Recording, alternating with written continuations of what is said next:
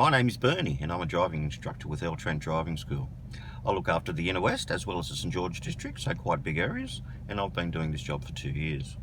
Today what I'd like to share with you is 5 driving tips. First one, speed management.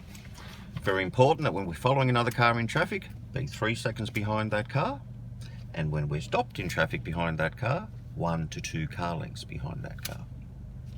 Number 2, the importance of checking our blind spots or doing a head check before we leave the curb, before we return to curb, before we change lanes, before we move or turn left, before we move or turn right, before reversing, before merging and diverging, and before leaving the inside lane of a multi-lane roundabout.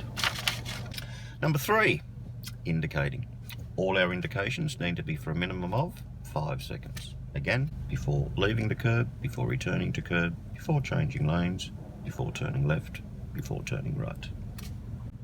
Tip number 4, intersection safety. Before we go through an intersection, we need to look right and left before we go through. By intersection, I mean an intersection governed by lights, an intersection where there's a stop sign either side of me, an intersection with a give way sign either side of me, or a T intersection, either to the left or to the right.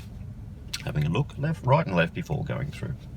Final tip I'd like to give, slowing down when we don't have 5 seconds of vision. So for example, we're going around a bend or a curve, or we're going over a hill or a crest. If we can't see 5 seconds ahead, we need to slow down just to make sure that there's no danger before we take those bends and go over those crests.